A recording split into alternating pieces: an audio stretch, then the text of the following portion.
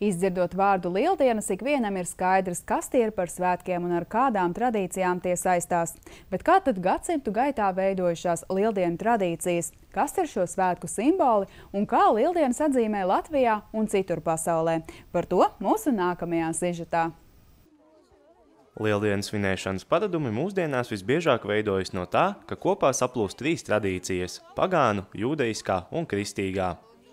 Daudzām Eiropas tautām, tai skaitā baltiem, ģermāņiem un slāviem, ir rituāli, kas saistīti ar pavasara atnākšanu. Lielā diena pēc mūsu senču tradīcijām ir jau bijusi, un tā tika atzīmēta 21. martā, bet Lieldienas, kā kristīgās tradīcijas, kuras atzīmē visā pasaulē, mums vēl ir priekšā. Svētku dievkalpojumi savijušies ar dažādiem rituāliem un simtiem gadiem seniem simboliem. Lieldienu tradīcijās ir savijušies trīs dažādi rituāli. Savijušies pagāniskie rituāli, savijušies mantojums no judaiskiem rituāliem un arī kristīgās tradīcijas rituāli. Ko tad pagāni darīja sendienās un kā svinēja lielā dienu? Jo mūsdienu latviskā izpratnē laikam tomēr pareizākais nosaukums būtu lielā diena. Un tas vienmēr bija saistīts ar saules ciklu un ar tā saukto pavasara ekvinokciju. Laiks, kad dabā iestājas pavasaris, un īstenībā senčiem, kas pamatā visi bija zemkopi, tas bija pats nozīmīgākais laiks, kas principā bija saistīts ar visu viņa dzīves, var teikt, ciklu, ar to, kā viņi nodrošināja sev iztiku un dzīvošanu. Pavasarī atzima daba. Un līdz ar to var teikt daudz rituāli, visi bija veltīti tieši šai dabas atzimšanai, bija veltīti auglības vairošanai un tam, ka pēc, var teikt, ziemas perioda viss pamostās. Ola kā simbols parādās gan pirms kristietības, gan kristīgajos rituālos. Tradicionālajos tautas rituālos ola bija visuma un atzimšanas simbols. Kristīgā reliģija vēsta, ka dienā, kad Jēzus augšām cēlās, Marija Magdalēna gāja to pavēstīt imperatoram, kurš uz augšām celšanos vēsti atbildējis, ka drīzāk olas palikšot sarkans nekā notikšot tādi brīnumi. Mūsu senči olu kā lielās dienas simbolu ir pazinuši jau ļoti sen un stāsta, ka, teiksim, seno grieķu un romiešu rituālos ir izmantotas jau olas kā kosmiskais visuma simbols, kā tādas atzimšanas simbols.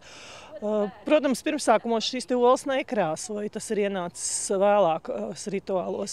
Un, teiksim, 8. gadsimtā pētnieks, kas ir pētījis anglosakšu rituālus, uzskata, ka šī lielās dienas vai lieldienu tradīcijas lielā mērā saistās ar pavasara dievieti, kurai bija veltīts vesels mēnesis, un līdz ar to visu mēnesi veic daudzus un dažādus pavasara rituālus. Un tā visā pasaulē lieldienās krāso olas.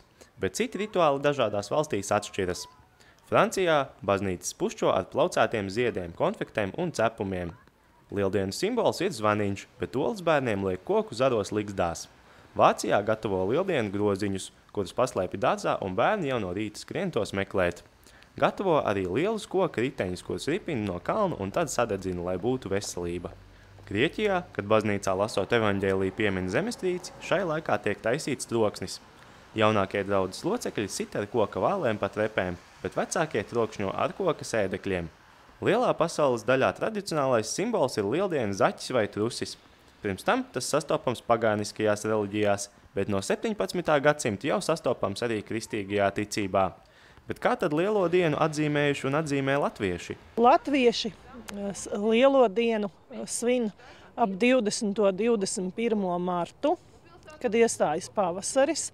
Un arī šie latviskajos rituālos ir simbols ola, ir šūpošanās, kas ir tāda kā dabas iekustināšana, ja, šī šūpošanās. Interesanti tas, ka, piemēram, daudzām senajām tautām lielā dienā ir sācies gads. Nevis tā, kā mēs mūsdienu izpratnē esam pieraduši, ka jaunā gadā mainās laiks, bet jaunais gads ir sācies ar pavasara iestāšanos, ar dabas atmošanos. Senlatviešu lielās dienas svinēšana ir saistīta ar pavasari un dabas atmodu. Galvenie rituāli ir mazgāšanās tekošā ūdenī, šūpoļu kāršana un šūpošanās, pēršanās ar pūpoliem, lai būtu laba veselība, putnu dzīšana auglības veicināšanai un, protams, olu krāsošana. Mūsu senči krāsoja oliņas ar dažādām dabiskām krāsvielām, ar salmu atlikumiem, ar to, ko varēja dabā salasīt ar šīm te sīpolu mizām. Protams, izmantoja visu dabisko. Ja. Un tāda lielās dienas svinēšana principā jau sākās nevis tikai ar to pašu svinību rituālu, bet sākās jau ar to svinību gaidīšanu. Ar to, ka bija jāsakopja māja, olas arī gatavoja jau iepriekš pirms tam, lai jau svinību rituālā uz galda būtu košas un krāsainas olas. Un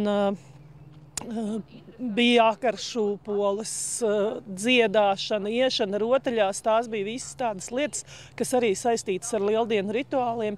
Un iespējams, ka tas jau nāk no pavisam senām pagāniskām tradīcijām un saistīts ar to, ka pavasara atmoda, mošanās, viens no tādām rituālām izdarībām bija smiešanās, smiekli un trokšņošana. Jo arī no grieķu romiešu senām tradīcijām nāk tas, ka teiksim, dievi ap Ziemassvētkiem aizmiga, un sākoties pavasaram, viņi bija jāpamodina. Kā var pamodināt? Ar troksni, ar smiešanos, ar lustēšanos un dažādām izdarībām. Lai vai kā, bet lieldienas gan ar pavasara atnākšanu, gan ar Jēzus augšām celšanos katru gadu dod cilvēkiem prieku un cerību.